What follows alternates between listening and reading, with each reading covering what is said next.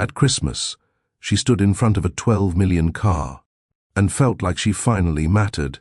3 minutes later, he handed her a pink plastic pig and reminded everyone watching what he really thought she was worth.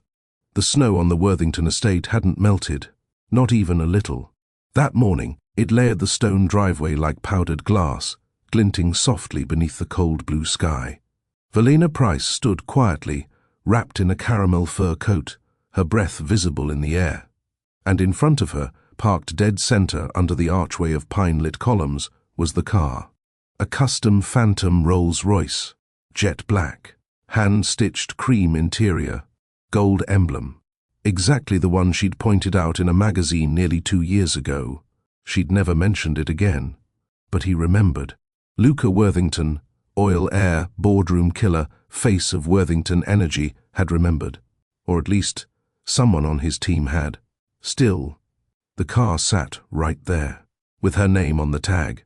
Literally, to Valena, printed in clean white font on the red satin ribbon that wrapped around the hood like a crown. Her fingers grazed the polished surface. The chill of the metal met her fingertips, but she didn't pull away. 3 years. 3 full years. No title, no proposal. No invites to corporate events, or even his family's wine estate in the south of France. But this was public. 2 chefs, a gardener, the assistant housekeeper, and the entire Worthington estate staff stood nearby with gift envelopes in hand, waiting for their end-of-year bonuses. And he was doing this in front of them. Her eyes flicked to Luca. He was standing tall in a charcoal overcoat, not a hair out of place, sipping an espresso like the snow didn't touch him. His lips curved faintly, like he was proud, or amused, or both. "You like it?" he asked casually, nodding toward the rolls. Valena nodded once, trying not to let the emotion rise too fast. It's beautiful. Good." He stepped closer. "Because I wanted you to feel like you'd earned something. For your patience." Patience.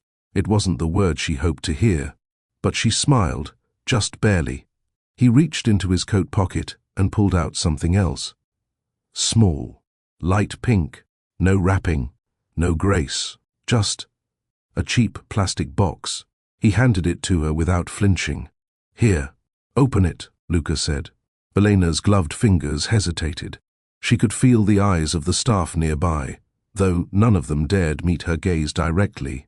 She opened it. Inside sat a small plastic pig, a piggy bank, the kind you'd find at a dollar store checkout. Its eyes were painted unevenly. The slot for coins was crooked. Before she could speak, Luca sipped his espresso again and said, "Thought maybe it was time you saved something of your own." The words landed like stones. He didn't whisper it. He didn't smirk. He said it plainly, smoothly, like it was a compliment wrapped in silk. But it wasn't. It was a jab, a correction, a public reminder of her place. Something between her ribs went cold. The silence around them broke, not with words, but with the faint sound of breathy chuckles. Someone, maybe one of the chefs, tried to cover their laugh with a cough, but it had already slipped out, and that was enough. Valena looked down at the pig in her hands. She felt the tension in her shoulders rise. Her mouth stayed closed. Her lashes didn't even blink, because if she blinked, the tears might come. She turned slowly toward the car. The gift that once shimmered now stood behind her like a joke with chrome rims. She didn't ask for a car. She didn't beg for luxury. She had stayed, quietly, faithfully, even when she knew his mother didn't acknowledge her name. Even when holiday dinners came and went with no invitation, she played her role. Always poised, always grateful, always in heels. And now, a pig. She tightened her grip on the small plastic insult and nodded once, quietly. Not to him, not to the staff, to herself. Then she stepped forward. "Thank you for the gifts," she said, her voice calm. Her gaze never reached Luca's again. "I won't be needing the car." Before he could respond, she turned, walked through the estate foyer, past the butler, down the hall, and out the other side. No heels clicking, no crying, just snow beneath her boots and a plastic pig in her coat pocket. She didn't ask for the driver. She didn't wait for her things. She left before Christmas dinner was served. Billionaire didn't go to her apartment in the city. She went somewhere older, quieter, where dignity once tasted like powdered cocoa and a $12 hourly wage.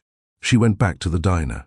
The bell over the diner door gave its familiar chime as Billionaire stepped in, the cold air curling behind her heels before the door shut gently.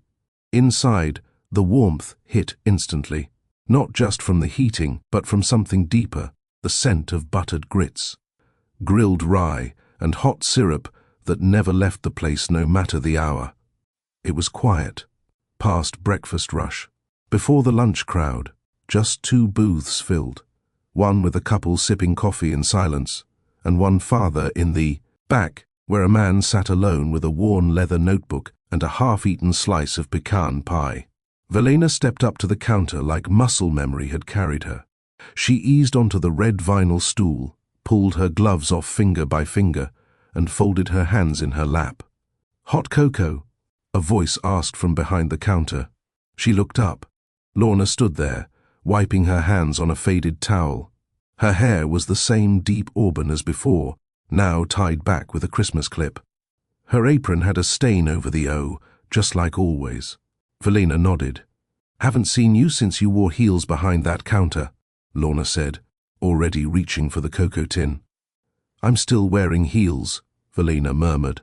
"Yeah, but now you don't look like you're running to catch a late bus." Billionaire smiled. It didn't reach far, but it was real. Lorna poured the milk into the steel pitcher and let it steam. The hiss filled the space between them. Billionaire placed her clutch on the counter, set the small pink pig beside it. Lorna looked at it, didn't ask. The cocoa came in a chipped white mug, the same kind they used when Billionaire used to work there 3 years ago. Lorna added whipped cream without asking, sprinkled cinnamon on top. Billionaire took a sip, closed her eyes for a second longer than usual. It didn't fix anything, but it held her steady. "How long you staying?" Lorna asked gently. Billionaire didn't answer right away. She glanced outside, the snow still falling, the sky growing dim even though it wasn't yet 4. "I don't know," she said. "No pressure. Just saying. We still got the coat hook with your name on it." Billionaire's throat tightened. She took another sip. At the back booth, the man shifted slightly. He looked over, not staring, just noticing. His name was Conrad Vale, widowed, retired, former founder of a logistics tech company no one ever knew existed until he sold it to a major player for over $200 million. Most days, he walked to this diner from the modest brownstone he kept 3 blocks away, wore a watch without a brand name, spoke only when spoken to. But he watched people, not in judgment, in awareness. He had seen Billionaire before. Years ago, when she ran the floor on weekends with a customer smile that never touched her eyes. And now, she was back, dressed in money, hair slicked back, coat too fine for this place, lips painted like someone who'd forgotten how to eat messy. But her eyes were glassy. Her hand shook when she reached for the napkin. She used it, dabbed at her lips, not to fix smudged lipstick, but to keep it neat, controlled. She blinked longer than she needed to. Conrad watched her for a moment, then turned back to his notebook, scribbled something, flagged the waitress gently. When he left, he paid in cash. But he left the receipt tucked under the mug she hadn't noticed was still on the counter from earlier. Lorna picked it up, read the short note written on it. She didn't say anything, just slid it across the counter. Billionaire took it. In quiet, clean cursive it read, "They mock people who earn differently. Doesn't mean you earned less. No name, no contact. Just that." She stared at the words. Something stirred. Not revenge, not ego. Just a faint pulse of clarity beneath the bruising silence of the day. She folded the note, tucked it into her coat pocket beside the pig. The two didn't belong together. But right now, they did. Billionaire stood slowly, picked up her clutch, left a 20 on the counter. "Let me know if you're staying," Lorna said again, softer now. "I'll keep a key in the drawer, for the back unit." Billionaire nodded. Outside, the wind had calmed. The car she didn't take still sat miles away. So did the estate, and the man. But they felt distant now, like someone else's chapter. As she walked, her heels clicked slower than before. By the time she turned the corner, she didn't hear them at all. But she wasn't walking toward a cab. Not yet. Her feet led her down side streets that still smelled like yesterday. Pizza shops, nail salons, old corner stores with glowing signs that flickered for attention. She hadn't passed through here in almost 2 years. She took out her phone. No messages from Luca. Not even a "where are you?" She opened her savings account app. The number was smaller than she remembered. But it was hers. Every dollar of it. Hers. She sat on a park bench beside a rusting swing set and watched a mother push a toddler slowly back and forth. Nobody looked at her. Nobody cared. It felt peaceful. She reached into her bag, took out the pig. She stared at it, the cheap, ridiculous symbol of how little she was valued. But what if that pig became something else? Velena ran a fingertip across its surface. She thought of every woman she'd worked with over the years who had quietly swallowed insults, to stay close to something they were building, whether love or legacy or just survival. She remembered how she used to scribble product ideas on napkins between orders. She remembered what it felt like to own nothing, not even the scent on her borrowed coat. The pig wasn't an insult anymore. It was fuel. Velena stood, pocketed it again. By the time she reached the train stop, she'd made 3 notes on her phone. She didn't know how. She didn't know when. But something had shifted. She would not be a memory in someone else's mansion. She'd be a foundation in her own world, quiet, graceful, and unshakable. She used to count heat by the way her breath fogged the window. Velena remembered that winter, the one where the radiator in their second-floor apartment had gone out for a week. Her mom boiled pots of water on the stove just to add warmth to the room. Every night, she'd pile socks on Velena's feet and say, "We don't freeze, we adapt." Velena didn't grow up poor in a poetic way. It wasn't soft or character-building like people in glass houses like to say. It was shame, tight and constant. It was walking home in shoes too thin. It was holding back tears in class when a teacher said, "Didn't your mom sign the permission slip?" No, she didn't. Because she was working an overnight shift, and Velena didn't want to bother her with papers that cost money to participate in. By the time she was 13, Velena had learned 3 things. Those lessons stayed long after the apartment, after the city bus routes. After the second-hand prom dress, she pressed and pinned herself. She didn't need saving. She needed air. And that's why, when she turned 18, she left home before sunrise and never returned for more than a weekend. Her mother never begged her to stay. She only said, "If you go, go for something real, not shiny." Back then, Velena didn't know the difference. She got her first front desk job at 19 in a small boutique hotel that overlooked the east side of the city, not the fancy part, but the kind with water views blocked by warehouses. She memorized the guests' names, smiled like she didn't care when the ones in silk coats ignored her, smiled the same when the manager slid his gaze down her chest and called her "darlin'." On Saturdays, she modeled, not for glossy runways or global brands, but for catalog shoots, hair tutorials, local boutiques that needed diversity on the website. She smiled there too, perfectly, tilted chin, eyes softened. She made enough to afford groceries without couponing, enough to keep her shoes from cracking, enough to take night classes and study brand marketing, enough to pretend she was climbing, but she wasn't. She was waiting for something to shift. And on one of those nights, where she wore a loaned designer dress with safety pins, hidden in the side seams, she walked into the gallery that would change everything. She wasn't on the invite list. Her friend worked PR and had an extra pass. The event was crawling with oil heirs, art dealers, and people who threw the word emerging around like it made them generous. Velena didn't expect anyone to notice her, but he did. Luca Worthington had walked in late, as usual, trailed by 2 men, in sharp navy suits, and 1 woman, who looked like she breathed ice. Velena had been studying a black-and-white photograph on the wall, something abstract, angled, unreadable. She hadn't seen him approach. "You like that one?" he asked. She turned. Tall. Controlled. More expensive than anyone in the room. "I don't know what it means," she said plainly. "That's why it sells," he replied, sipping his drink. She didn't laugh, didn't offer anything back. And that, maybe that, is why he lingered. He asked her name. She gave it. He asked what she did. She told the truth. He raised a brow. "I like women who aren't impressed easily." She smiled.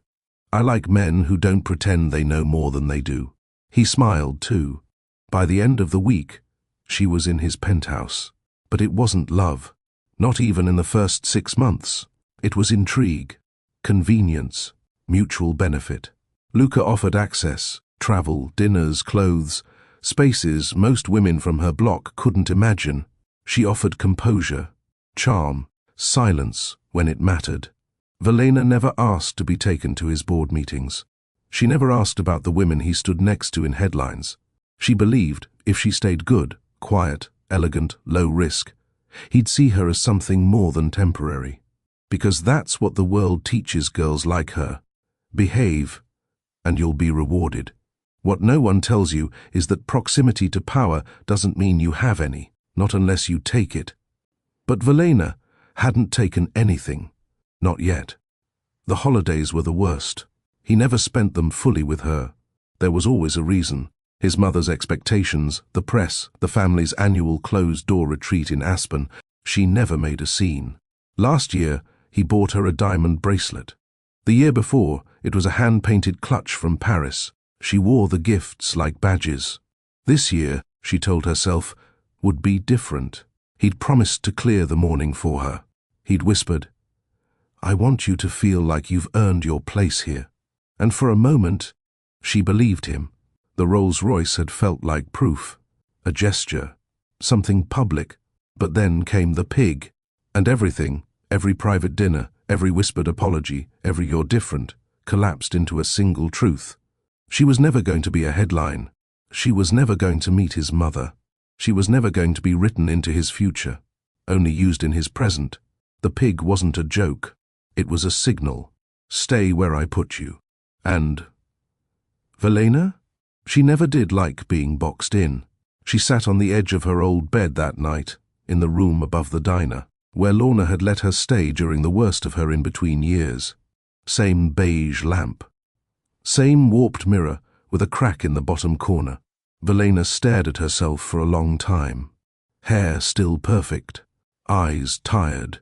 She took off the coat, hung it, unclipped her earrings, and then she did something she hadn't done in months.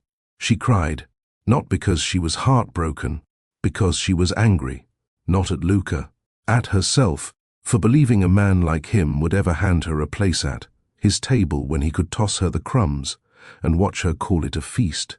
She wiped her face, took a deep breath, pulled the napkin from her pocket. The note Conrad had left was still there. They mock people who earn differently. Doesn't mean you earned less. She read it twice, then folded it neatly.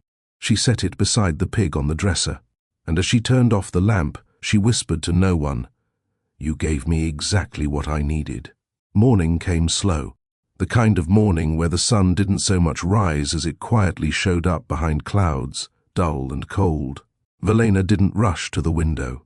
She didn't check her phone. She didn't even reach for her lipstick. She just sat in the stillness. The room above the diner had thin walls and a leaky faucet, but it was hers. Lorna had left a fresh towel by the door.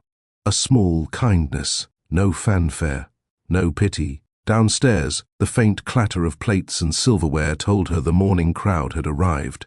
Velena brushed her hair into a low knot. No makeup, just clear balm on her lips.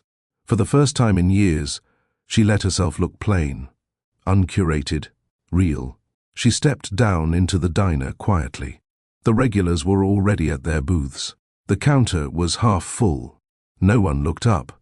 She liked it that way. Lorna caught her eye. "You hungry or just hiding?" Velena gave a small smile. "Both." Lorna pointed to a corner booth. "Sit. I'll bring your usual, or what used to be your usual." Velena sat. She didn't expect anyone to notice her. And no one did. That anonymity felt like oxygen. 2 booths down, someone was talking about a new shopping plaza being built near the marina. Another couple was arguing about how to split a phone bill. It was a different world. And yet, more her than any rooftop brunch she'd ever attended in Luca's circle. When Lorna set down the plate, eggs, toast, hot grits, she paused. I heard what happened. Someone from the Worthington estate came in last week asking if you ever worked here. Velena froze, didn't say much, just tried to confirm if you were once a waitress here. Lorna gave a shrug. I didn't confirm anything. Velena stared down at her plate. They were checking to make sure I remembered where I came from. They forget we don't need reminding. Silence settled. Then Lorna leaned closer. Velena, what are you going to do now? Velena stirred her grits slowly. I'm done watching people build kingdoms off my silence. Lorna studied her. You mean him? I mean all of them, Velena said softly. Every boss that smirked when she said she couldn't stay late without pay. Every agent that tried to pay her less for urban appeal. Every man who thought a good dress and quiet smile meant she could be bought, then stored. She wasn't trash. She wasn't decoration. And she wasn't done. I have ideas, she said finally. Things I used to scribble between orders. I never had the time. Or the clarity. And now? Velena looked up, her eyes steady. Now I have both. Lorna nodded slowly. You ever need help people, suppliers, someone to test your idea? No folks. Quiet folks. Real folks. Velena didn't respond with thanks. She said, I might take you up on that. And she meant it, because something in her was waking up. That afternoon she went to a print shop she used to pass on the way home from her night classes. The owner still remembered her. She printed 5 sheets, mock-up logo, brand sketches, one rough design for packaging. She titled it Noir Nest, a lifestyle line for women like her, women who had built elegance out of limits, who didn't grow up walking through glass doors but learned to open them anyway. Simple design, no screaming logos, just grace. Products that didn't need to prove they were expensive to be valuable. She taped one of the logo sheets above her borrowed desk in the small unit behind the diner. It wasn't even a real desk, just a fold-out table with a lamp and her old laptop, but it was a beginning. She applied for a seller's license that night, then made a list of 10 things she needed. 1. A domain name. 2. Packaging source. 3. Logo refinement. 4. 3 base products. 5. Shipping strategy. 6. Photography. 7. Quiet investors. 8. Beta testers. 9. Legal registration. Dissect. Herself, focused. She didn't need a studio. She needed belief. The next morning, the envelope arrived. She found it tucked under the front door of the diner. No stamp, no return address. Just her name, Velena. Inside was a check. No note. No sender. Just 5 figures and a signature that had been reduced to a minimalist squiggle. She knew it wasn't Luca. The name on the check read, Vale Holdings. She folded the check and pressed it against her chest. Not for the money, but for what it represented. Quiet belief. Not the kind that demanded something in return. The kind that said, I see what you're building. Keep going. She placed the check in an envelope and slid it into the notebook with her sketches.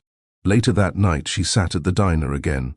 At the booth this time, sipping cocoa, laptop open, hands moving with quiet urgency. Conrad came in. Didn't sit near her. Didn't speak. He just gave her a nod from across the room. She nodded back. No drama. No fanfare. Just 2 people who'd seen each other fully and respected the work happening in silence. Have you ever had someone quietly believe in you when the world didn't? Tell us in the comments. And if you've ever rebuilt from rock bottom, like this video, share it with someone who needs to know their silence holds strength. Subscribe for more stories where grace rises quietly and never bows twice. The next morning, Velina didn't start with her phone or her email. She started with her hands. Her fingers moved slowly across the smooth craft paper samples she'd picked up from a local supplier Lorna referred her to. Neutral tones, clean lines, nothing flashy. Noir Nest wasn't going to scream. It was going to stand still. And stillness, when earned, could silence rooms louder than applause. She folded one sheet neatly over an empty box, taped the edge, studied it from every angle. Her body leaned forward like she used to during late-night shifts, tweaking table settings to perfection before the floor manager walked through.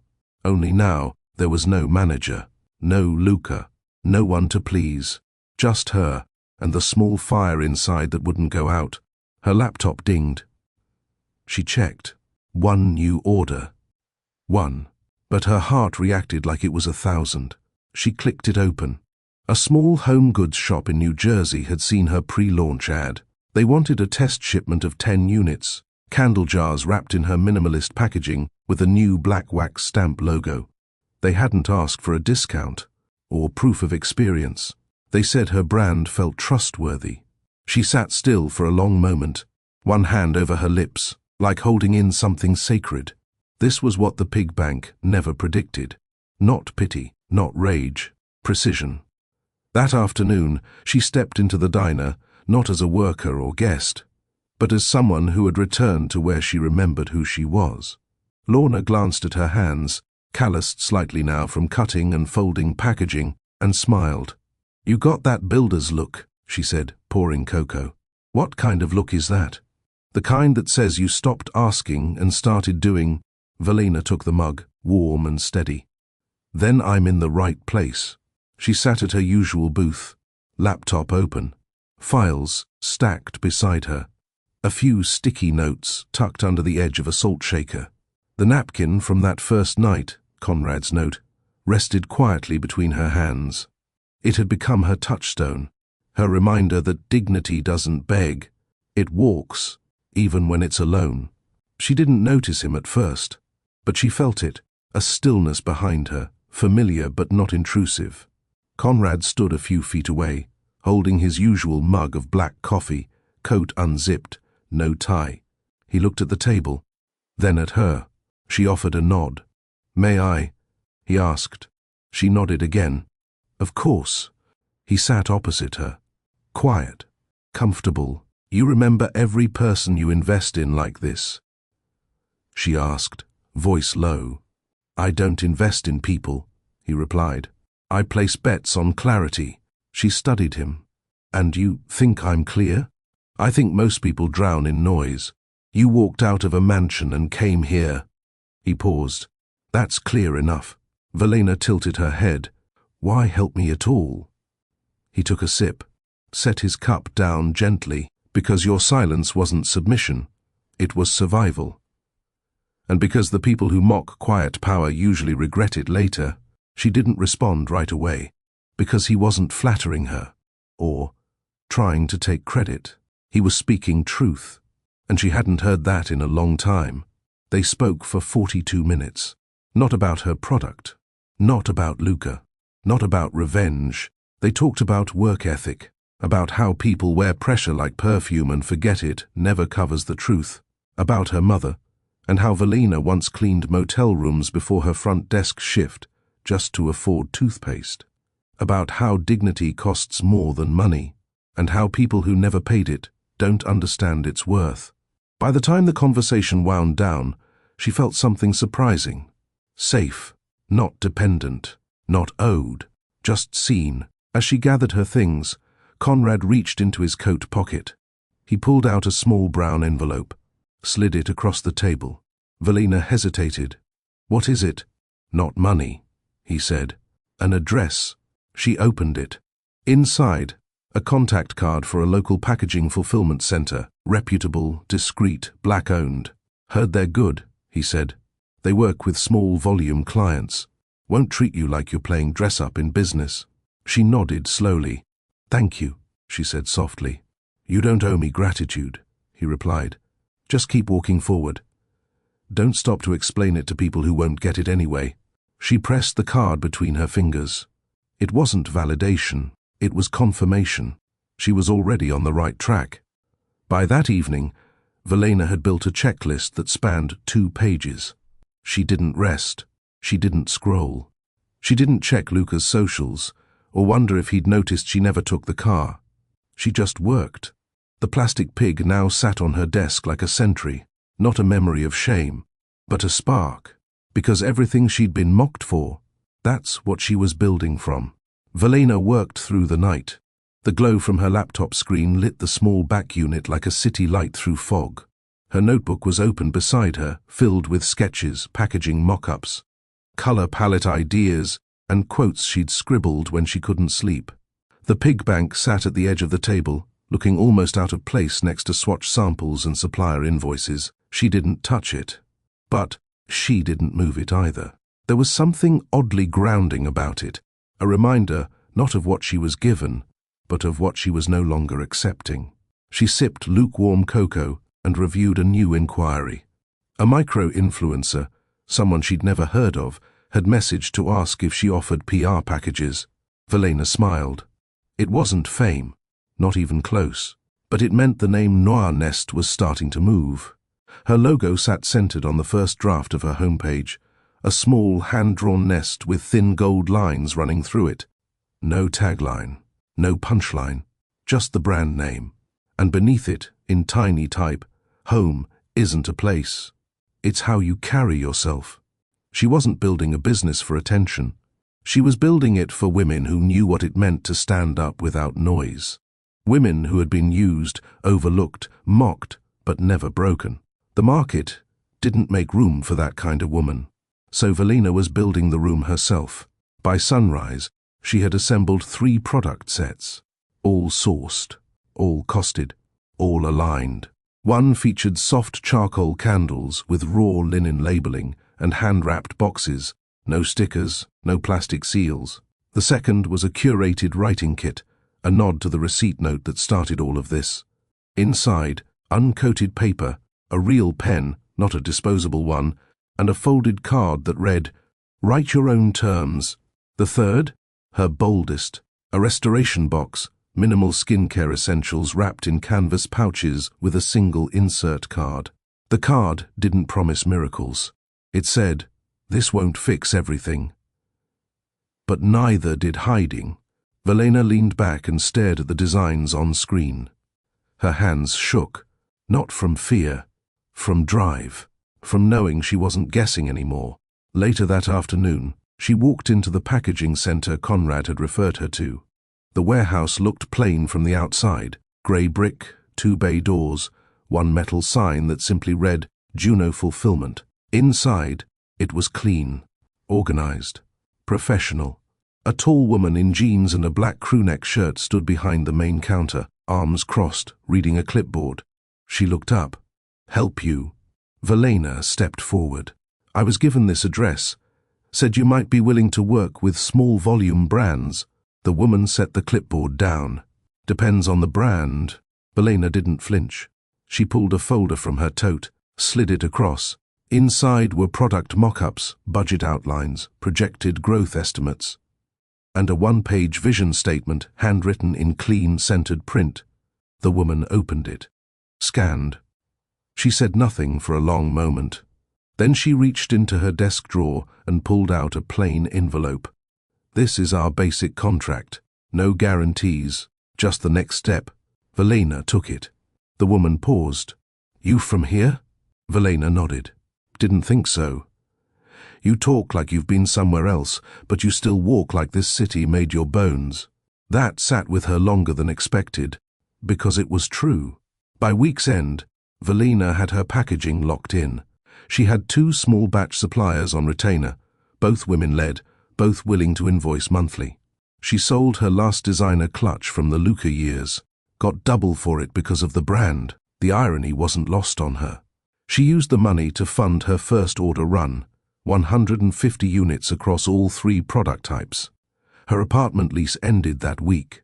She didn't renew it. There was no need. She stayed in the back unit above the diner. Simple, quiet, paid in full. That Saturday, she sat across from Conrad again. Same booth. Same seat. He ordered the same thing. Black coffee, slice of pecan pie, no small talk unless invited. She updated him without framing it as an update. He listened without interrupting. At the end, he said one sentence. "You don't need traction to be real." Velena blinked. "Sorry." He leaned forward slightly. "You talk like you're still waiting for someone to validate the road you're on. But let me be clear, your path doesn't get more real just because someone else says it is." She nodded. It hit deeper than she expected. She realized how much of her self-worth still waited for someone else to approve the blueprint. Luca had trained her in that without words. But Conrad, he was untraining her. Without praise, without performance, just presence. She tucked that lesson quietly in her chest, like armor. By Monday, Noir Nest launched in soft beta. No press, no parties. Just a quiet link on a clean website and a mailing list Lorna helped her build from diner regulars, old clients, and local stylists who remembered how Velena carried herself even when her name wasn't known. The orders were small, but steady, and each time one came in, she said nothing. She just packed it carefully, lit one of the candles beside her workstation and whispered, "You're not buying a product, you're buying your power back." Because that's what Noir Nest was, a mirror, for women who'd been handed plastic pigs and still stood. One night, as she was closing her laptop, Lorna knocked on the unit door. She stepped in, holding a small bag. "Guy left this at the counter for you." Velena took it. Inside, a black wax stamp kit, no note. But she knew. It was Conrad's way of saying, "Make your mark." Literally, she ran her fingers over the metal stamp head. It was clean, weighty. When she pulled it out, she saw the letter carved in it. V, simple, strong, singular. She didn't cry. She didn't need to. This wasn't a scene. This was a homecoming, not to a place, to herself. The first month moved like breath on glass, slow, steady, visible only if you looked close. Velena tracked every order by hand. She didn't trust apps yet. She had a whiteboard in the back of the diner unit, with tallied marks and notes in sharp black marker, orders, reorders, delayed shipments, packaging errors, messages from buyers. She didn't color-code it. She didn't decorate it. She just wrote the truth. Every time an order came through, she whispered the first name out loud, sealed the box with precision, and let that woman go out into the world with something that had no noise, only meaning. The candles sold faster than expected. By day 12, the soft charcoal midnight nest scent had sold out. By day 18, a boutique in Detroit placed a bulk inquiry. They asked if she had a story behind the brand.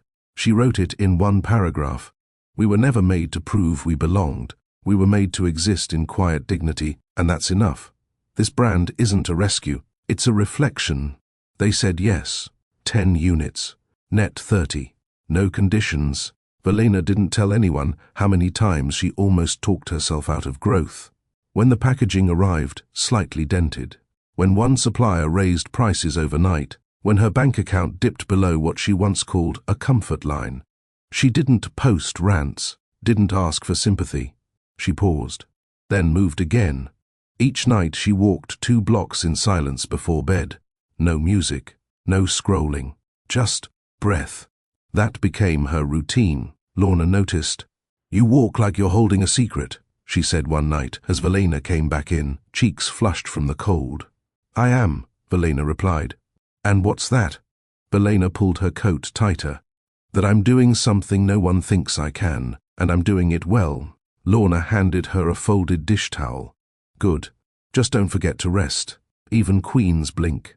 By mid-February, Velena had filled over 300 orders. No paid ads, no influencer gimmicks, just word of mouth, one whisper at a time. She reinvested every dollar. She still didn't wear designer, still lived above the diner, still packed her own boxes. And then, someone from Gilded Touch reached out. A digital lifestyle magazine known for spotlighting low-volume, high-impact creators. The editor didn't send a form letter. She sent a voice note. I received your restoration box as a gift. I've never opened something that felt like it understood me before. That sounds dramatic. It's not. We'd like to do a feature. Nothing big, just something honest. Velena played it twice before replying. Her response was short. Yes. Thank you. The interview was done over email. No Zoom, no glam shoot. They asked for a photo. She sent one Lorna took on her phone, no makeup, in her packaging workspace, hands mid-wrap, hair tied back. When the feature dropped 2 weeks later, the orders quadrupled. Her sight glitched from the traffic. She sat in silence for nearly 5 minutes, just watching the loading wheel spin. She wasn't happy. She was anchored, because now she had proof that stillness didn't mean stagnation. But success has a strange way of inviting ghosts. That same week, a message landed in her business inbox from an assistant she knew too well. Subject: Event Collaboration Inquiry. The message was formal. It didn't name names, but it invited her to contribute branded table placements for a high-profile luxury fundraiser being hosted at the Worthington South Estate. Velena read it twice. The nerve. She closed the laptop. Didn't reply. Not immediately. Instead, she printed the email and brought it to the diner. She handed it to Conrad. He read it slowly. Passed it back. "They want your grace," he said. "But not your name." Velena nodded. "If I say yes, I become a useful shadow. If I say no, I'm labeled unprofessional." Conrad stirred his coffee. "Or, you answer with your own terms." She leaned back. "What would that look like?" He shrugged. "A condition they don't expect." She wrote her reply that night. Calm, precise, clear. Noir Nest does not offer anonymous contributions. If featured, all products must carry our logo, brand story, and origin details as required by our public ethics policy. We wish you a beautiful event either way. She didn't expect a response, but one came the next day. Short, dismissive. "We've decided to move in another direction. Best of luck."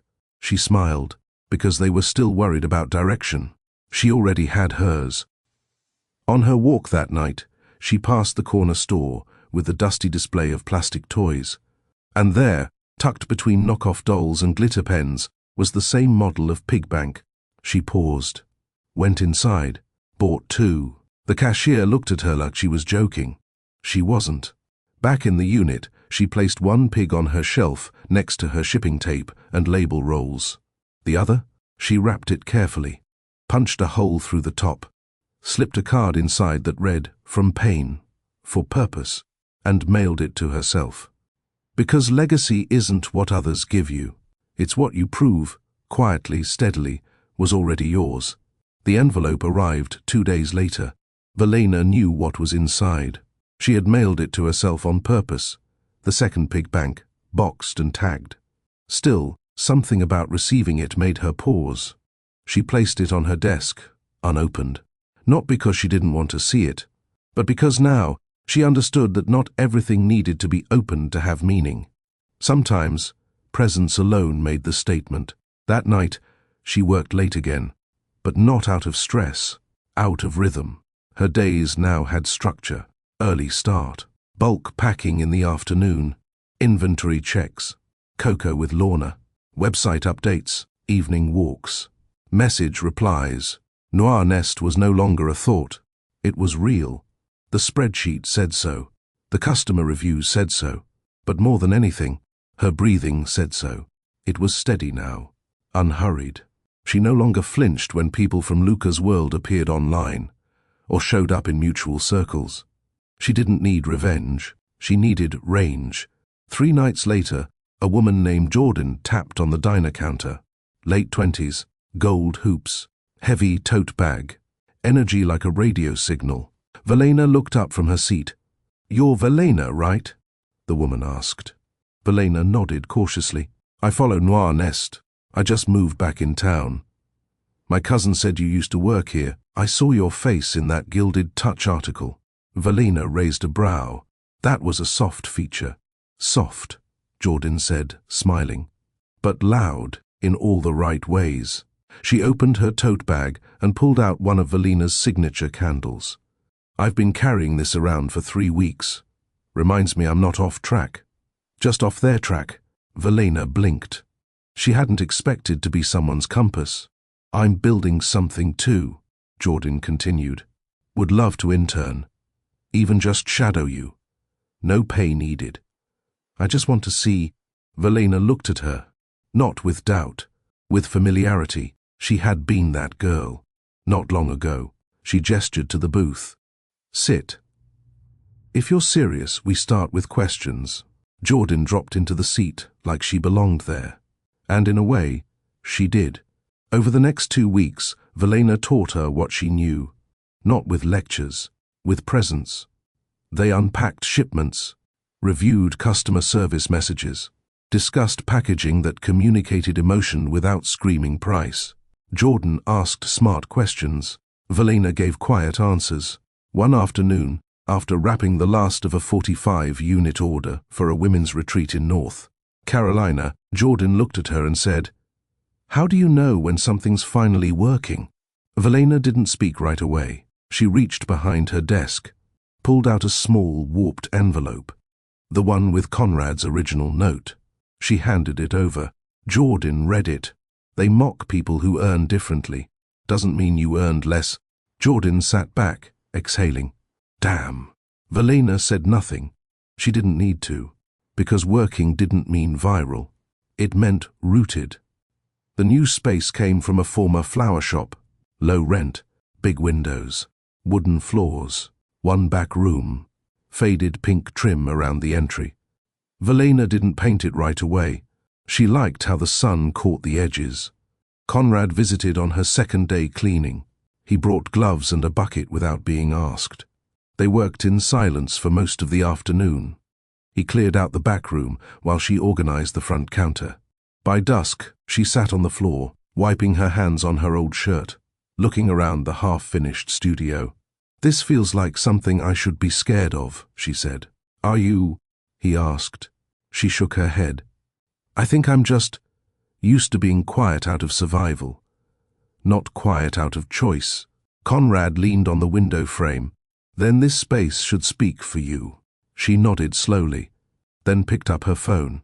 She posted one photo, no caption, just the image of the studio corner, the pink trim, a shelf of candles, and a small framed card in the corner that read, "You're not difficult, you're detailed." Within an hour, the comments filled in. "I see myself in this, needed this today. Can I come visit? This brand isn't a business. It's a mirror." Valina turned off her notifications. She didn't need noise to validate what was already clear. Later that night, she brewed tea for herself and Conrad. They sat on overturned crates in the middle of the space. Valina lifted her cup. To beginnings. He tapped his cup to hers. To dignity, without permission. They drank. No toasts, no applause.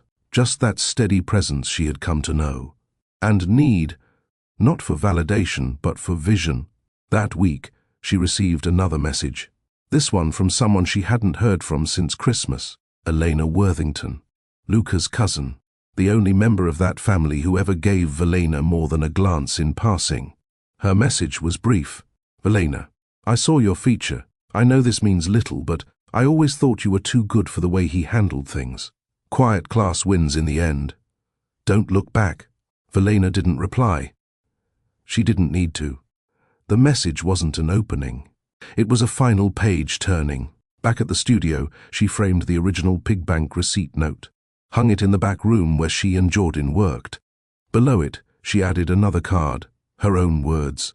"The world will try to shrink you for entering without their permission. Build anyway. Because some businesses are born from passion. But some? They're born from refusal."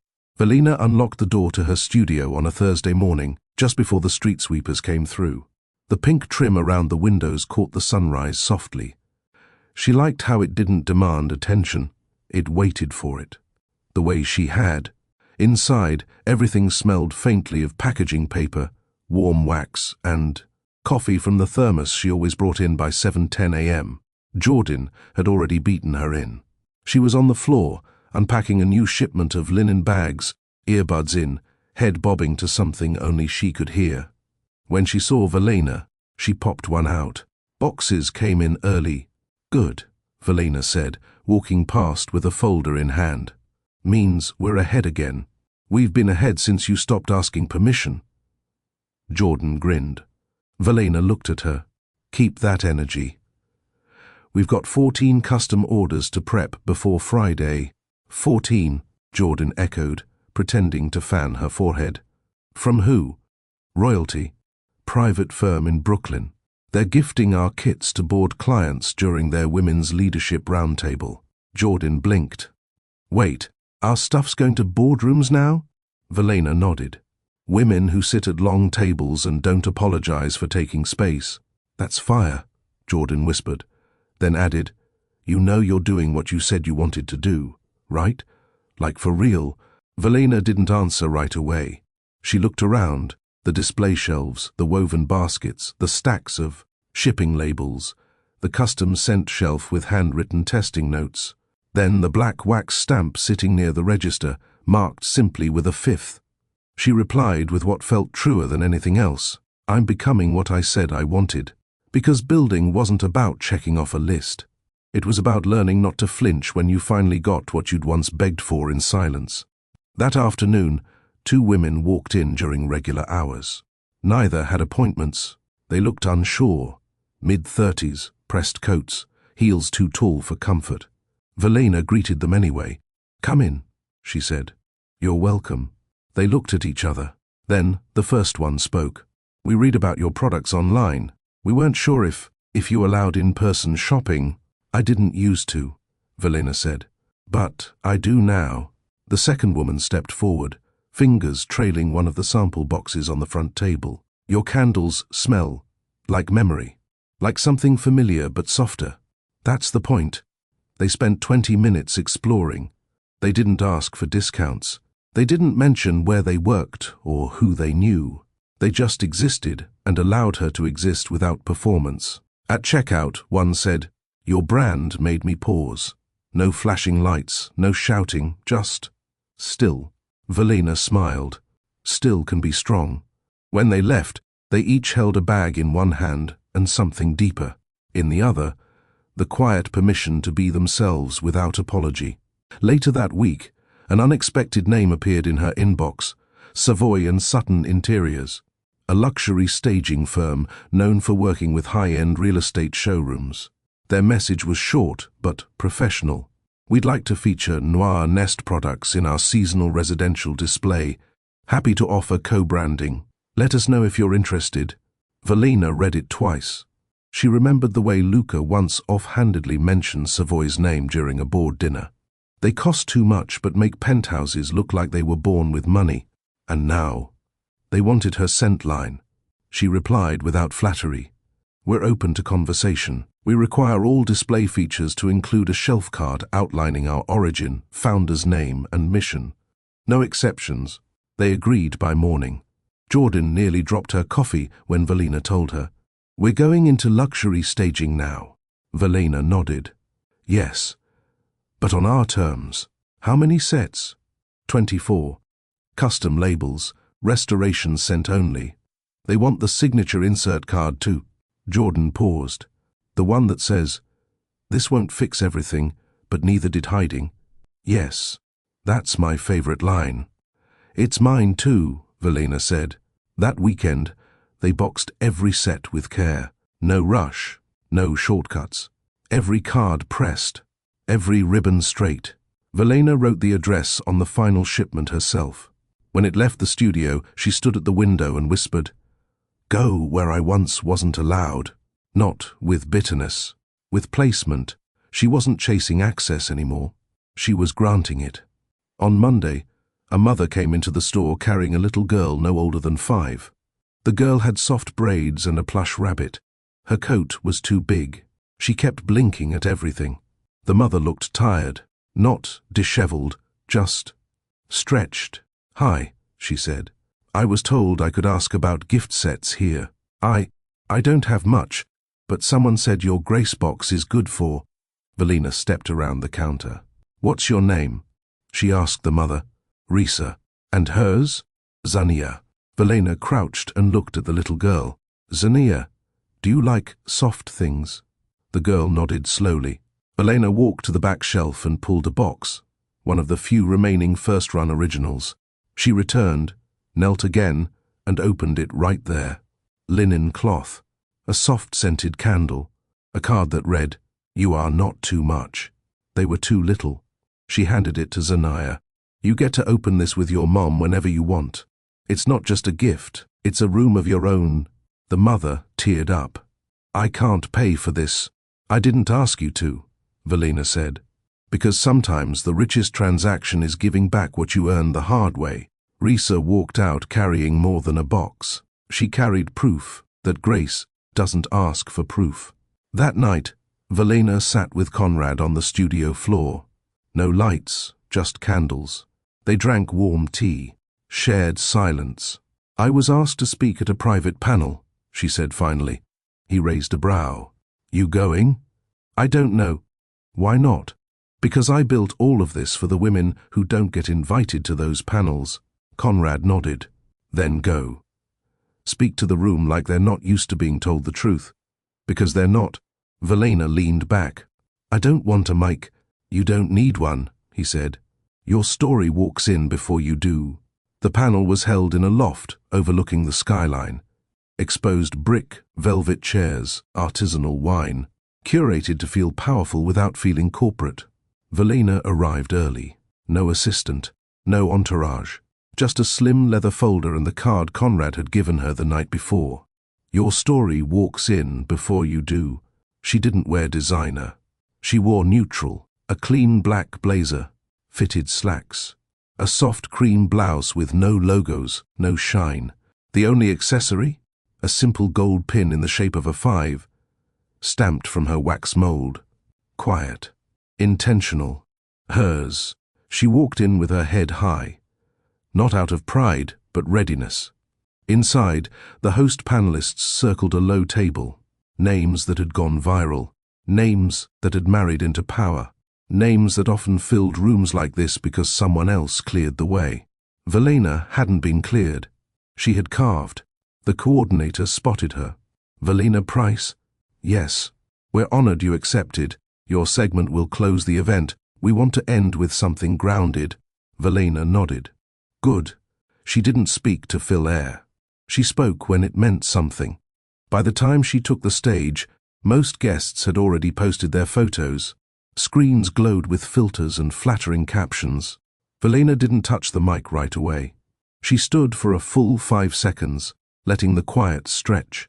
Then she said, I was once handed a piggy bank as a Christmas gift by someone who thought I'd forgotten where I came from. There were no gasps, only stillness. I hadn't forgotten. I'd just stopped accepting shame disguised as generosity. A pause. She glanced around. Some leaned in. Some froze. My brand started not with capital, but with insult. And that insult, like many of the ones women receive behind closed doors, became the seed for something steady. She went on for 5 minutes. No notes. She spoke of dignity, ownership, small beginnings, and how not all women rise by being louder. Some rise by not folding. By the end, no one clapped immediately. But when they did, it wasn't a performance. It was real. Backstage, someone waited for her. A woman with hard eyes and a clipboard. Miss Price. I represent Sutton Lux Holdings. Our client, Mr. Worthington, is expanding his public-facing initiatives and requested to send you an invite for... Velena raised a hand. I'm not interested. The woman blinked. I didn't finish. You didn't need to. The clipboard lowered slightly. He said you'd say that. Velena looked her directly in the eyes. Then he finally learned something. She walked past her, calm, unbothered, because power no longer meant being included. It meant declining with dignity. Back at the studio, a letter waited. Handwritten, no return address, but she recognized the script. Elena Worthington, Luca's cousin. Again. Velena opened it on the back steps, where the wind couldn't carry it away. You didn't just build a brand, You built a mirror, and some of us, quietly, are using it, whether we ever say it out loud or not. Velina folded the note. She didn't smile, but she felt steady. She slipped it into a small box, where she kept the most meaningful pieces of paper in her life. Her mother's last grocery list. The original pig bank receipt note. The first order printout from Noir Nest. A napkin with Conrad's early supplier sketch. And now, this, because growth wasn't always loud. 3 days later, a customer came in with her teenage daughter. They didn't browse. They came with purpose. She asked for your candle instead of prom heels, the mother said. Velina's breath caught slightly. The girl shrugged. I wanted something that would still mean something after the night ended. Velina walked to the shelf, picked the grace box herself, wrapped it carefully. No charge. Some things don't need a receipt to be real, she said. The girl's eyes watered. I'm going to start something too. I just don't know what yet. Velina handed her a blank card. On it, start even before you're sure. The girl nodded slowly. I will. That night, Velina stood in her studio alone. She didn't scroll. She didn't read. She didn't answer emails. She lit one candle, sat in the middle of the room, and whispered to herself, You're not visiting power. You've made a home in it. She looked around. No stage. But every item in that room held a truth louder than applause. And none of it, not 1 inch, had been handed to her. She had built it. Quietly, intentionally. And now, she didn't need to build more to prove it. She only had to continue.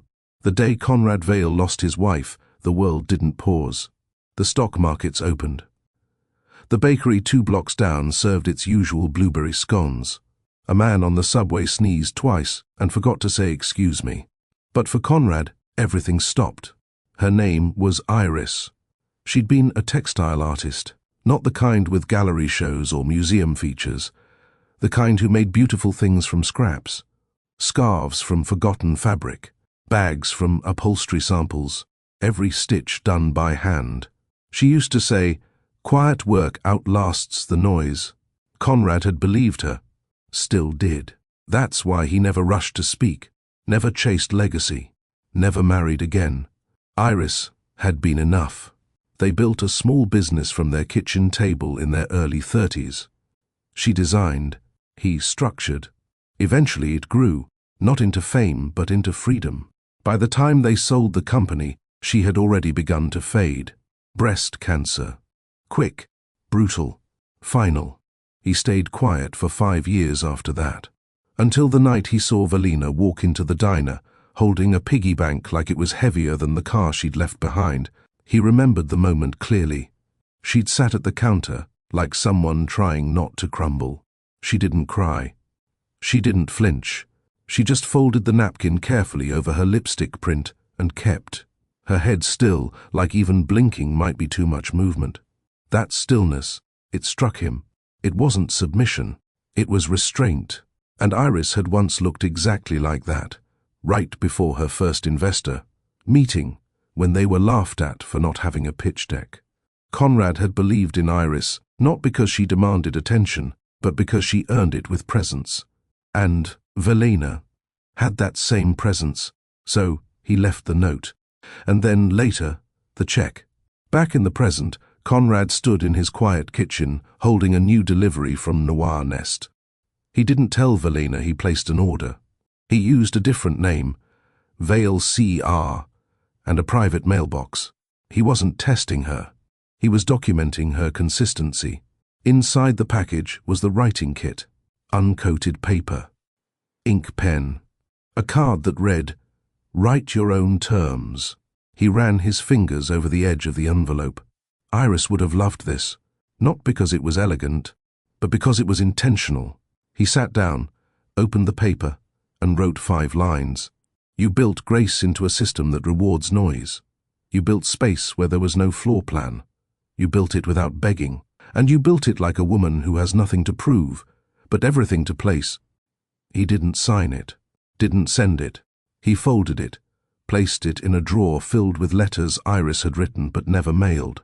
because some words didn't need to be delivered. They just needed to be kept. The next afternoon, he walked into the studio unannounced. Jordan was at the counter, wrapping a bulk order. Velena was seated on the floor in the back, surrounded by shipping tape, labels and candle tins. She looked up and smiled. "You came early. You keep me curious," he said. She stood. "Want tea?" "Always." They sat near the back window, the one that faced the alley full of ivy vines and quiet light. He glanced around. "Still smells like Grace." "I changed the wax base," she said. "Made it a little warmer, less sharp." "It's working." They sipped in silence. Then she said, "Why did you help me?" He looked at her for a moment, thought about lying, or simplifying, then decided on the truth. "You reminded me of someone I respected more than anyone," he said. "And you didn't know it, but you were standing at the edge of something, and I couldn't watch that edge swallow someone again." She didn't speak, not because she didn't have words, but because she understood. He leaned forward slightly. "I didn't help you because I thought you were weak. I helped you because I saw strength that hadn't been named yet, and sometimes that's all a person needs, for someone to name it." She blinked slowly. "You never treated me like a project."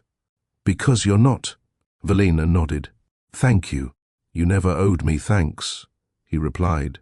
Then quieter, "But I like that you give them anyway."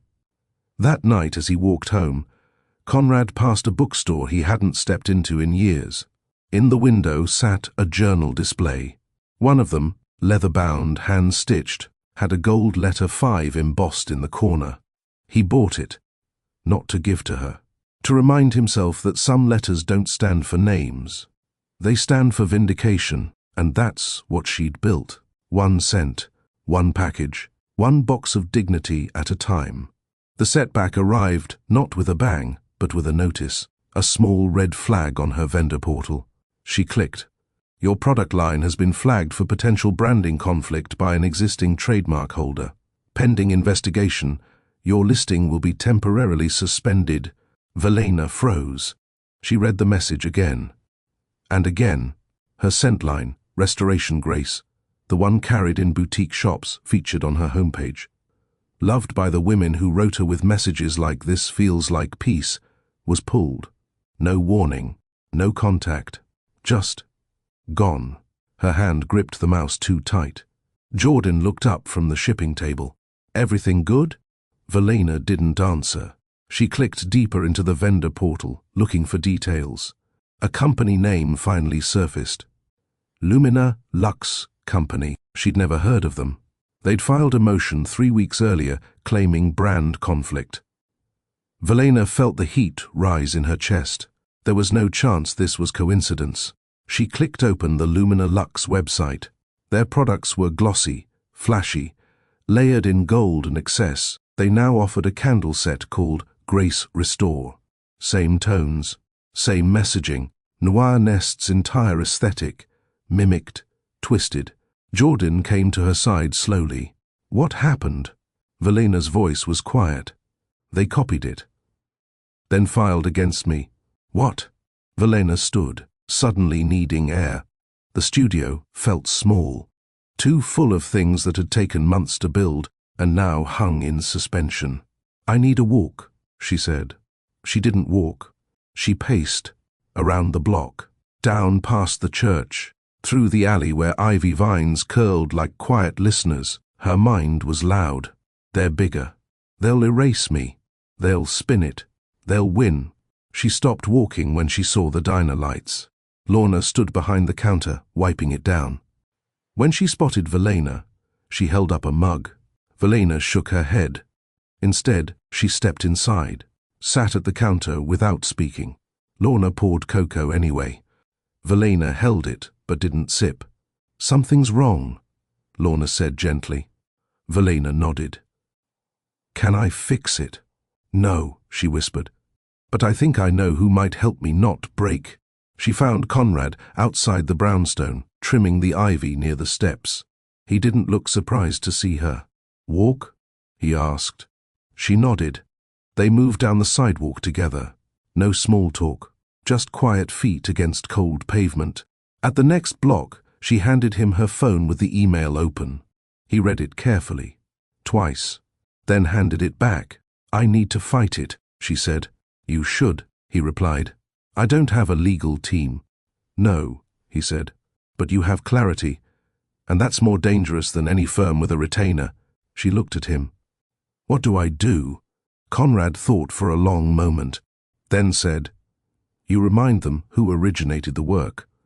Quietly, not through lawyers, through presence, through record, through proof. I have all the design files." Velena whispered. "Time stamped. Use them.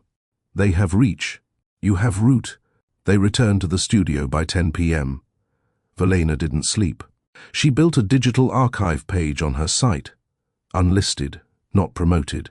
It held every draft of her original scent line, photographs, video clips of hand-pouring wax, notes in her handwriting, date-stamped logs.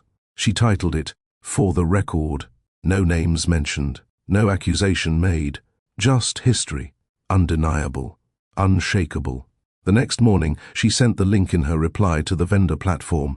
"This archive includes the original development files and timestamps for the Restoration Grace line. I trust you'll use this for proper assessment." She didn't ask for apology. She asked for accuracy. It took 6 days. On the 7th, the message came. "Thank you for your detailed record. Your original listing has been restored. No further action required." Velena didn't cry. She didn't post a victory message. She walked into the studio, took one of her original boxes, placed a new card inside, and quietly wrote on it, "You tried. I outlasted." She sealed it, labeled it Personal Archive. Jordan cheered when she found out. "Yo, that's insane. You just stood there and made them back down." Velena smiled faintly. "I didn't stand. I reminded." Conrad returned that evening with 2 things, a bottle of still water and a framed piece of paper. He placed it on her desk. Velena looked down. It was her original napkin, scanned and preserved. The one from that first diner visit. The one that held his note. "They mock people who earn differently. Doesn't mean you earned less." She looked up. "You kept it." "Of course," he said. "It was the first time in years I saw my wife's strength in someone else." Velena's breath caught. "She never stopped building," he added, "even when someone else tried to claim her foundation." Velena touched the frame. "It's yours now," Conrad said. "No," she replied. "It's ours, because dignity, when honored, becomes a shared legacy." That weekend, she added a new line to Noir Nest's site. Under the About section, it read, "We've been copied, mocked, doubted, but never erased. Our origin isn't up for debate, because it lives in every box, every card, every cent. Our proof isn't in press, it's in presence." She didn't need revenge. She didn't need to sue. She needed to keep building. And she would. One quiet victory at a time. The invitation came on thick cream cardstock, hand-delivered, signed in ink, embossed logo, "Women in Legacy, Building Power Quietly." Velena turned the card over twice before setting it down. There had been a time when something like this would have made her feel like she was finally being seen. Not anymore. Now, she read the names of the keynote speakers, stylists, executives, investors, and didn't wonder if she belonged. She wondered if she had time. Jordan looked over her shoulder. "You saying yes?" Velena didn't answer immediately. Then, yes. "Whoa." Jordan raised a brow. "Thought we weren't chasing panels." "We're not," Velena said. "But this isn't a chase. This is a statement." The event was scheduled for early spring. Velena chose her outfit 3 days before. It wasn't flashy. Tailored cream pants, a dove-grey top with soft lines, her hair pulled into a low bun. No jewelry except her V-shaped lapel pin, hand-cut in matte gold, the same one Jordan wore now too. Not because it was a trend, because it meant something. When they arrived at the venue, there was a table with name cards. A woman greeted Velena without looking up. "Brand name, please?" "Noir Nest," she replied. The woman scanned the list, found her name, then paused. She looked up. Oh, you're her. Velena said nothing. The woman straightened slightly. Welcome.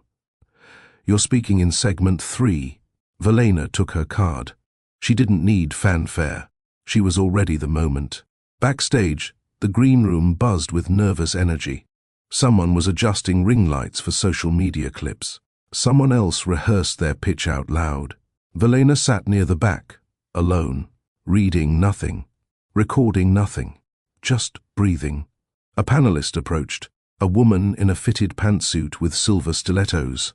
You look familiar, she said. Were you featured on Gilded Touch? Velena nodded. Briefly. That brand of yours, something about nesting? People talk about it like it's poetry. Velena lifted her chin. It's not poetry. It's proof. The woman raised her brow. Well, that's different. It's earned. She said nothing more. Because she didn't come to network. She came to place weight on what others tried to minimize. When they called her name, the moderator paused. Please welcome a woman whose brand has never run ads, but somehow everyone feels seen by it. Velena Price of Noir Nest. There was light applause. Velena walked onto the stage. She didn't adjust the mic. She didn't smile wide. She began with a single sentence. I was once handed a piggy bank by a man who gave me a Rolls-Royce and called it balance. A ripple through the room. That moment taught me something. Wealth without respect is decoration. Power without placement is noise. She let the silence hold. I didn't build my brand for applause. I built it because I couldn't find a product that understood how women like me live and recover. Quietly, daily, in rooms where we aren't the loudest, but we're always the foundation. Eyes locked on her. Some women nodded slowly. Others held their breath. Velena's voice stayed steady. Noir Nest isn't luxury. It's location. It's the place you return to when shame tries to rewrite your story. My packaging doesn't promise transformation. It offers recognition. And that is enough. When she finished, she didn't bow. She stepped back and let the room absorb it. After, someone followed her into the side hall. Young, nervous, breath uneven. Miss Price, she said. I don't mean to intrude, but... Velena turned gently. You're not. I bought your candle set last winter. I'd just left someone who made me feel like my silence meant I was weak. She reached into her bag, pulled out the original card insert. This won't fix everything, but neither did hiding. I kept this in my wallet, the girl whispered. It's creased now, but I read it every time I feel small again. Velena looked at her and said, quietly, You're not small. You were just in the wrong room. The girl wiped her eyes. Thank you for saying something that didn't sound perfect, just honest. Velena placed a hand on her shoulder. Honest is enough. That night, Velena skipped the after-event dinner. She went home. Jordan had left a note on the studio door. You owned that room without even raising your voice. I'm proud to be under your wing. Velena smiled faintly. She entered the studio and turned on one soft light. She didn't pour tea. She didn't journal. She simply walked to the archive shelf, opened the box with the pig bank, and held it in both hands. It didn't sting anymore. It grounded her. It reminded her that some gifts are meant to insult, but they become symbols of rebirth. And rebirth doesn't need a parade. It just needs a stage. And she had finally claimed hers. The clip hit social media before Velena even took off her shoes that night. A 15-second excerpt from her speech, captured on someone's phone, poorly lit, but undeniably powerful. Wealth without respect is decoration. Power without placement is noise. Within hours, it was everywhere. Fashion bloggers posted it with captions like, Finally, someone said it. Quiet lifestyle pages stitched it with candlelit workspace shots. Even a handful of business accounts reposted it, calling her the brand whisperer. Velena didn't react. She didn't repost it. She didn't even like the posts. She stayed in her lane. By morning, her inbox had 50 new inquiries. Some were real. wholesalers, boutique partners. Others were predictable, fast brands wanting to collaborate or amplify her story with rebranded versions of her own work. Jordan walked into the studio, holding her phone like it was on fire. "You're trending." "I'm tired." "You trended without trying. That's the best kind." Valena sipped her tea. "It's also the most dangerous." Jordan sat across from her.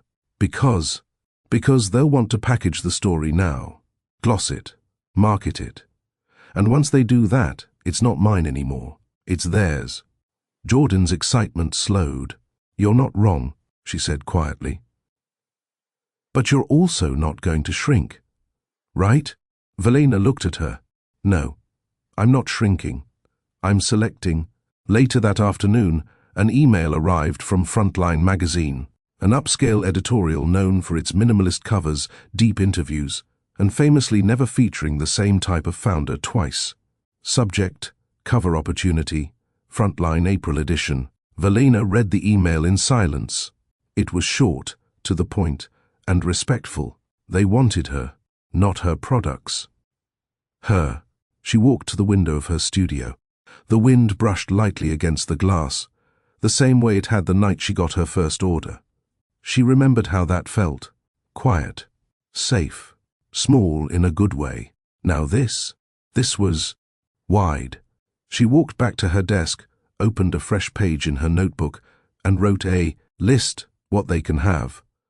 My name, my brand's message, my original quotes.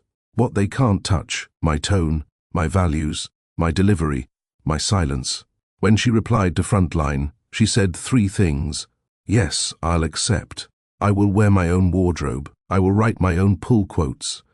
And I will not speak for engagement. I'll speak for clarity." They agreed. All of it. No questions asked. 2 weeks later, the interview was held at her studio. No white backdrop. No fake props. Just her candle shelf, her work desk, and a stool with a woven throw draped over it. The reporter sat across from her, recorder in hand. "First question, you've avoided press for years. Why now?" Valena answered without flinching. "Because press isn't purpose. But when the press listens without asking you to dilute, it becomes a vessel. And I think women like me need vessels that don't leak." Second question, if you could write a headline about yourself, what would it say? Valena paused, then said, "She didn't climb, she built." The cover dropped 3 weeks later. Valena didn't post it, but others did. It wasn't flashy. Just her, seated at her desk, one hand resting lightly on a shipping box, the other holding a candle lid between her fingers. Her eyes met the camera directly, the quote in small text at the bottom, "Still can be strong. Valena Price." That same weekend, she was invited to a luxury retail summit. All expenses paid, panel seat guaranteed, 4-figure speaking fee. Jordan danced around the studio when she saw the email. "This is major. This is like full circle." Valena skimmed the invite. Then she closed the laptop. "I'm not going." Jordan froze. "What?" "They want a soundbite," Valena said calmly. "They don't want a mirror." "You sure?" "I'm certain." Valena walked to the back room, opened a drawer, and pulled out the same blank card she gave young Zania. On it, she wrote, "Stay sacred. Don't sell the silence that saved you." She taped it to the wall beside her shipping labels. Jordan stood watching her. "Okay," she said finally, "you're not wrong. But still, what do we say to the women who do want to be loud, who want the stage?" Valena turned. "We say be loud if that's your language, but know when quiet is your armor, not your shame." That night, Conrad stopped by for cocoa and quiet. He brought her a photo, framed, printed in matte. It was Iris, sitting in her own workshop years ago, sleeves rolled, thread looped between, her fingers completely unaware the camera had caught her mid-focus. Valena touched the frame. "I didn't know you still kept this. I keep everything that reminds me where real begins." He handed it to her. "Put it somewhere you'll see it on the days people try to drag you out of your lane." Valena set it on her back shelf, right beside the pig bank, and the card from her first order. Now it was a timeline. Every object in the room whispered the same thing. You weren't given power. You took space. You placed your name. And you did it without noise. 1 year. That's how long it had been since she stood in the Worthington driveway. Fingers frozen. Pig bank in hand, Rolls-Royce behind her, and her dignity hanging by a thread. Now, the invite came in a wax-sealed envelope. No assistant. No assistant's assistant. The card was thick, heavy, navy blue with silver lettering. Worthington Family Holiday Gala, honoring philanthropy and emerging legacy. Below the title, her name was printed in raised script. Valina Price, founder, Noir Nest, no +1 required. No note about dress code. No small print. The message was clear. She wasn't being asked to attend. She was being acknowledged. Jordan read it 3 times. They really put your name in silver. Valina nodded. You going? Valina took her time before answering. Then, yes. Jordan's eyes widened. You sure? Yes. Why? Valina folded the envelope and placed it on her desk. Because I'm not going to prove anything. She looked up. I'm going to confirm everything. The night of the gala, the Worthington estate looked exactly as it had the year before, regal, manicured, gold-lit. Only this time, Valina didn't arrive in a staff vehicle. She arrived in a car she'd called herself, sleek, low profile, paid for with her own name on the title. She stepped out in a full-length black velvet gown, sleeves to the wrist, high neckline, no slit. Classic. Subtle, dangerous in how little it tried. Her hair was pulled back into a polished low bun. Her earrings were small gold studs, her mother's, and pinned to her clutch was the V-stamped lapel pin. She didn't wear Noir Nest to advertise. She wore it to center herself. Inside, music played softly from a live trio. Servers in pressed whites passed trays of champagne and hors d'oeuvres. The room swirled with names. Old money. Board members. Strategic wives. Valina walked through it all without flinching. She didn't scan for Luca. She didn't search for a place to stand. She made space where she paused. And within 10 minutes, someone noticed. Elena Worthington. A voice called. Valina turned. Elena approached with her usual sharp posture, softened, just enough. You received the invitation. I did. You look. Elena hesitated, then smiled. You look exactly how I hoped you would. Valina gave her a nod. That makes one of us. They both let out small private laughs. Elena leaned in. He knows you're here. I'm aware. Are you not here for him? Elena's expression sobered. Good. Why now? Valina asked. Because this event used to be about image, Elena replied. Now I want it to mean something, and your name carries weight. Valina raised a brow. It didn't used to. No, Elena admitted. But the thing about quiet weight is, once it lands, it doesn't move. An hour passed. Valina stood near the back gallery hall, sipping water, watching. She wasn't trying to be seen, but she was unmissable. Her silence drew more attention than volume ever could.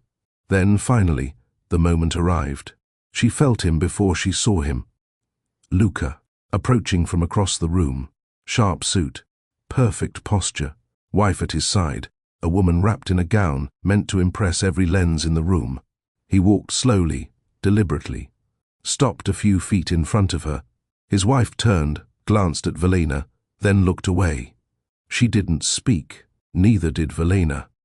It was between them. Luca smiled faintly. Didn't expect you'd come. I know, Valina replied. He looked her up and down, then let his gaze fall to the pin on her clutch. Noir Nest is everywhere now. It's placed, she corrected, not pushed. He gave a single laugh. Still sharp. No, she said. Just steady now. There was a pause. He lowered his voice. Do you still have it? Valina tilted her head. The pig bank. She didn't smile. I started with it, she said. That's all you need to know. And then she turned. Not dramatically. Just completely. She walked away before he could say more, because there was nothing left, not for him, but for her. There was everything. She stepped out into the side courtyard. Cold, crisp, stars above. She stood near a small fountain and finally let her breath settle. A few seconds later, she heard footsteps, but not Luca's. Conrad. He stood beside her, no need for questions. "I figured you'd come," he said quietly. "Why?" "Because rooms like that used to make you invisible. And now?" He looked at her. "You built the room they're trying to redecorate." Velena let out a breath. They clapped, because they recognize presence, even if they don't understand its cost. They stood in silence. Then Conrad added, "You've arrived." "No," Velena said, staring at the lights. "I returned. On my own terms." She returned to the ballroom with frost still in her hair. The lights inside didn't dazzle her anymore. They weren't awe-inspiring, they were ornamental. And tonight, she didn't come to be inspired. She came to be final. By the tall mirror near the back entrance, a woman in a velvet shawl glanced her way, then lowered her eyes respectfully. On her dress was a brooch, familiar, one of Velena's earliest custom pins, only made for a dozen silent donors. Another woman brushed past her. Older, she didn't say a word, but her fingers lightly grazed Velena's hand as she passed. A signal. They'd seen her speech, or heard about it, or maybe they just saw how she carried herself now. It didn't matter. She had become what she was once mocked for pretending to be. Someone with presence. And presence, she learned, couldn't be borrowed. It had to be reclaimed. She walked toward the garden doors. The air inside was too still, too watchful. As she pushed open the glass pane, a voice behind her said, "Your brand will double in value before spring." She turned slightly. One of the younger investors, eager eyes, gold cufflinks, a name that had probably been whispered into too many rushed meetings. Velena's answer was quiet. "I didn't build it for resale." He laughed lightly, missing the point. "Everything has a number." She looked at him, not cruelly, but with a kind of cold he wasn't ready for. "Then you've never owned anything worth keeping." He didn't follow her outside. She stepped onto the stone path lined with lights, breathing in the crisp night air. The smell of pine and distant citrus from the cocktail bar lingered faintly. Beyond the hedges, the luxury shone, the cars, the marble entrance, the imported ice sculpture being wheeled in. But none of it touched her. She wasn't there for them. She was there for the ones who would come after. Back inside, Jordan approached with a soft expression. "I saw how he looked at you." "Kellen."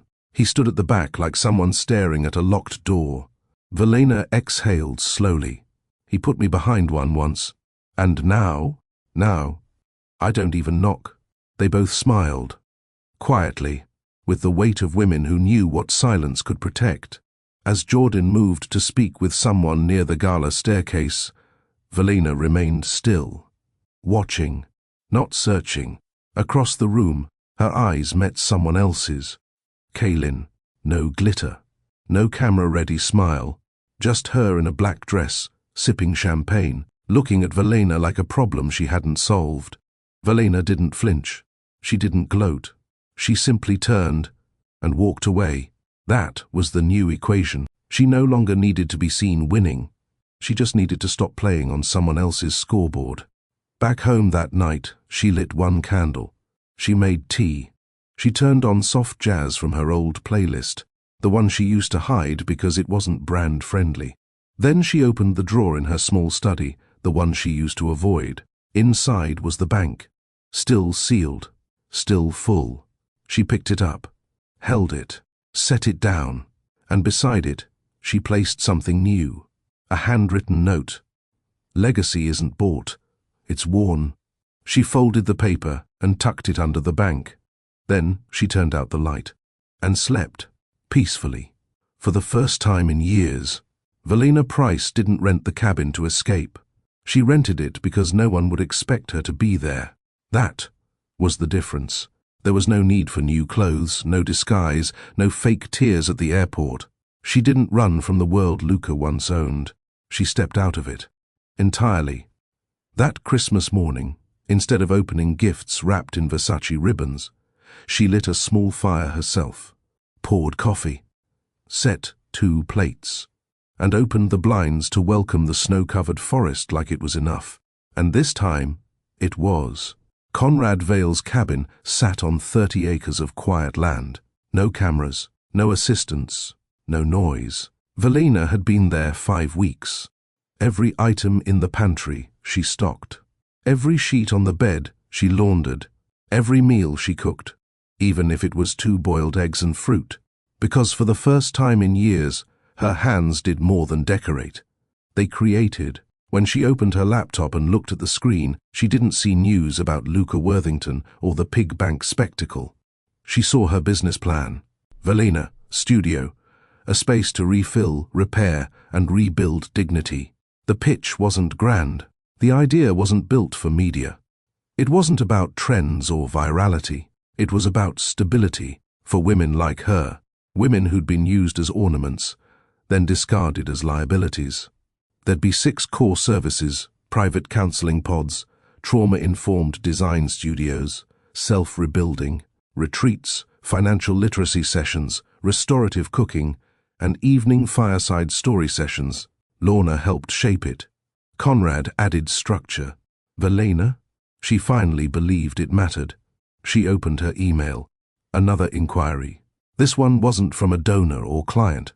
It was from someone named Jordan Elias, a small-town bank manager in North Carolina. We read about your plan in an independent women's finance forum. If you're willing, our branch would like to host a local reset weekend for women in hardship. We can cover your travel, lodging, and fees. Just let us know. Merry Christmas. Valena read the message 3 times. She didn't know how that forum found her. She hadn't posted about the plan publicly. She'd sent the proposal to 5 people. Lorna, a quiet non-profit in Detroit. Her sister Cambria, her therapist, and one retired CEO. Conrad. Apparently, one of them had quietly believed in it enough to share. She pressed reply. Yes, I'd be honored to help. She stared at the screen for a moment before closing the lid. She didn't need Luca's last name. She didn't need Worthington's empire. She had her own, and this one, healed. Outside, a gentle knock at the door startled her. She slipped into boots and opened it slowly. Conrad stood there, taller than usual, holding 2 wood bundles and a bag of pine cones. I thought you might need these, he said plainly. No power outage. Just better fire crackle. She stepped aside and let him in. Thanks. Conrad had become part of her routine.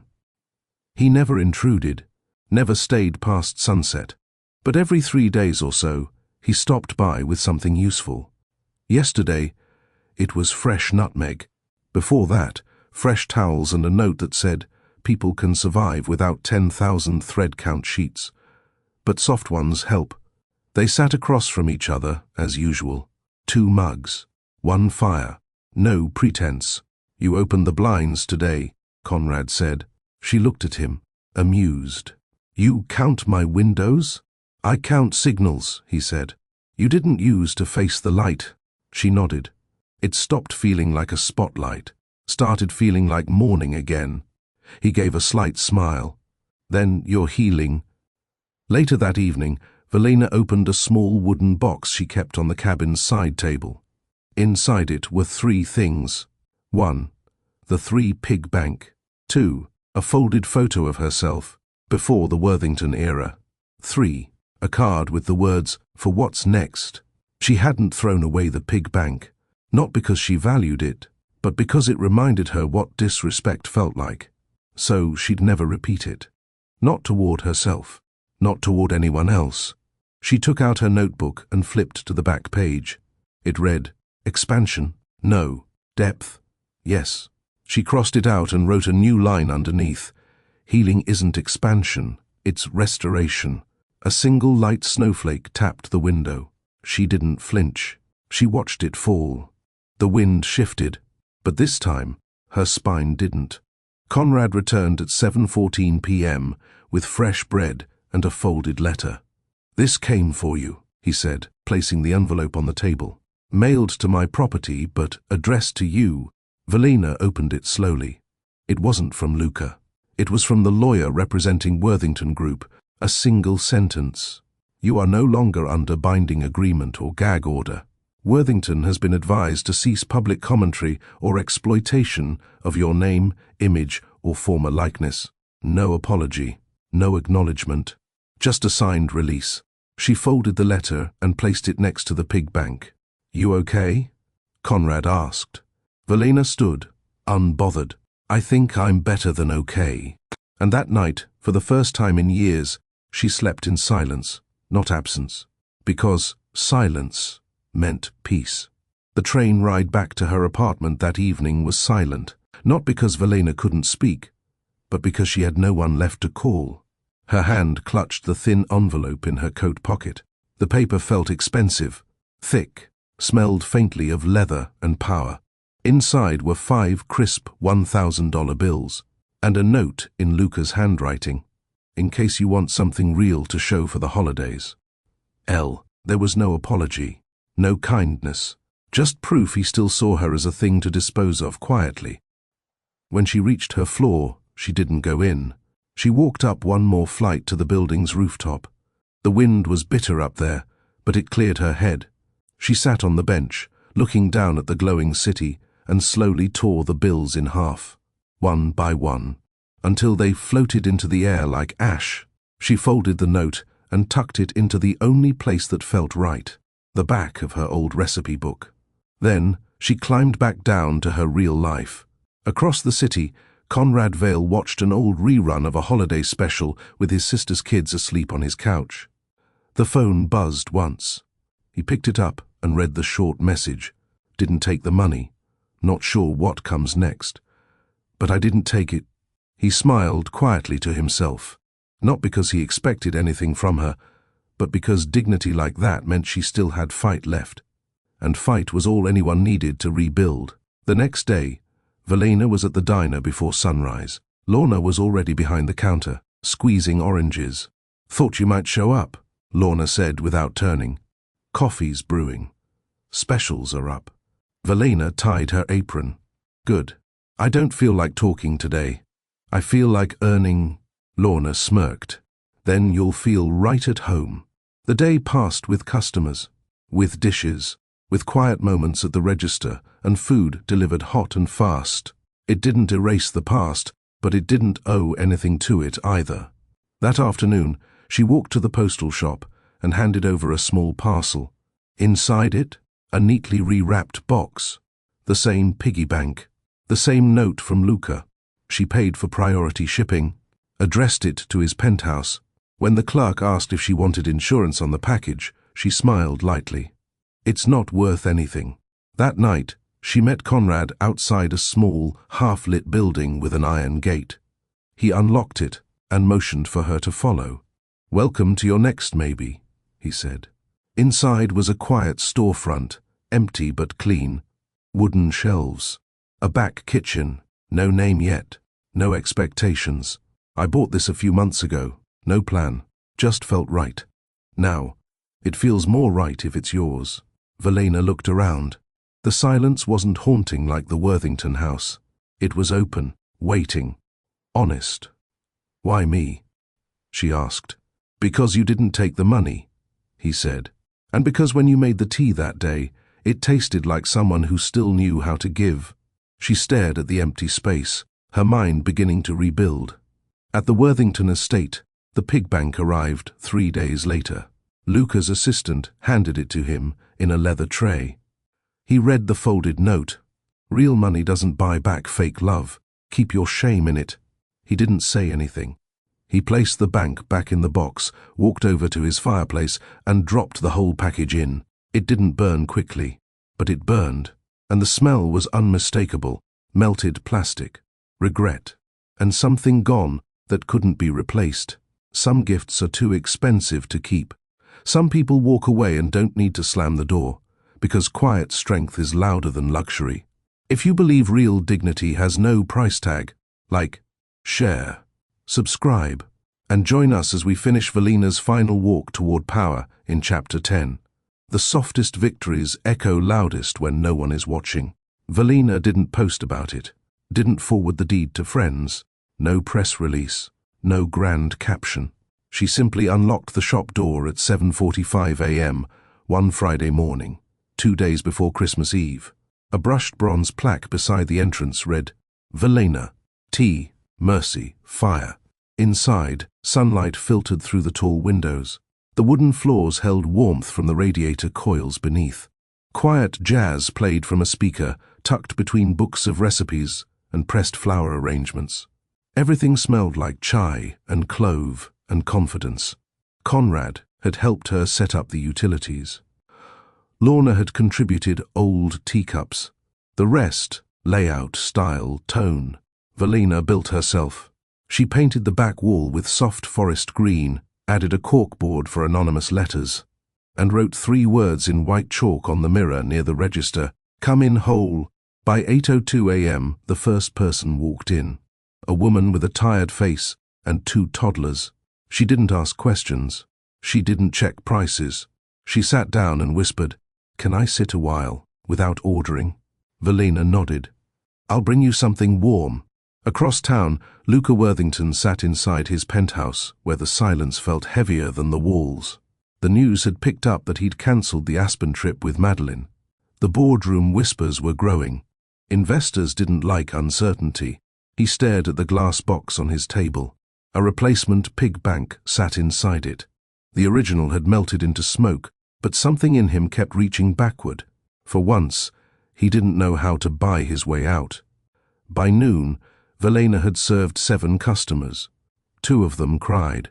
One left a card that simply said, "You made me feel human today." She didn't collect compliments. She collected proof that she wasn't erased, that what they tried to discard had rebuilt itself. Conrad stopped by briefly, dropping off some ingredients. "You didn't charge that lady with the kids," he noted. "No. You might lose money." "I might. Or I might make room for people who remember it tomorrow." He tilted his head with a quiet smile. "That's a better kind of wealth." Later that evening, Valina stepped outside with a stack of paper lanterns. She clipped one above the door, then paused as she heard footsteps. Luca, same suit, same sharp-cut jaw, but his walk was slower, less commanding, as if gravity now belonged to someone else. She didn't flinch, didn't speak. He reached the door, paused under the lantern glow, and glanced past her into the tea room. "You named it after yourself," he said. "No," she replied. "I named it after what I survived." He reached into his coat and pulled out another envelope. She didn't look at it. "I came to say something," he began. "Then say it without money," she said. Silence. He placed the envelope on the bench beside the door and stepped back. "I didn't know how small I was until you stopped looking at me like I was big," he said. Valina's face remained still. Calm. No gloating. No pity. He looked down at the sign again. "Tea. Mercy. Fire. Which one's for me?" he asked. She finally answered. "Depends on the day." He nodded. "Merry Christmas, Valina." And he walked away. She didn't open the envelope. She lit the lantern, then went back inside, where another customer waited. Someone ready. To be seen without noise, without branding, without being bought. Valina brought her a cup of hibiscus and sat nearby. Her quiet mattered more now than applause ever did. By morning, the word had quietly spread. Not on gossip blogs, not through paparazzi, but through whispers in local groups, silent nods at park benches, and soft glances between strangers holding cups with Valina stamped on the sleeve. She wasn't the story. The space was, and the people walking in weren't after tea. They were after something that no longer existed in Luca's world, being seen without being sold. That Saturday, as snow dusted the sidewalks and holiday lights blinked across store windows, Valina leaned over the counter, helping an elderly man write a note for the memory board. He asked, "Do I need to sign my name?" She shook her head. "Only if you want to." He pinned the card up. "I thought my time to start over was done. Thank you for proving me wrong." She smiled. That's when the door opened again, and this time a woman walked in. Not Madeline, not one of Luca's usuals, but a woman in her mid-30s, sharply dressed, eyes clear, steps steady. She carried no bag, no phone, just silence. She approached the counter and placed a single pink envelope down. "I'm not here to beg," the woman said, "and I'm not asking you to take me down." Velena raised her brows slightly. "I left him," the woman said, "on purpose." Quietly, now Velena knew who she was. Luca's ex-fiancé, the one who had laughed with champagne while Velena stood humiliated. Now she looked emptied. "I saw what you built," she said, "and I thought, maybe you'd let me sit down." Velena didn't move for a moment. Then she gently nodded toward a corner table. "Seats are open. Dignity doesn't need credentials." The woman's eyes welled up, but she walked without a word, sat down, and stared at her own hands. Velena brought her a small pot of white tea and walked away. She wasn't there to punish. That's what Luca never understood. Quiet justice wasn't about vengeance. It was about refusal. Refusing to stay where you were stepped on. Refusing to believe power only came through noise. Later that evening, Conrad returned. He placed 2 fresh wreaths on the front door, then pulled out a box from his truck. Found this while clearing out the cabin closet.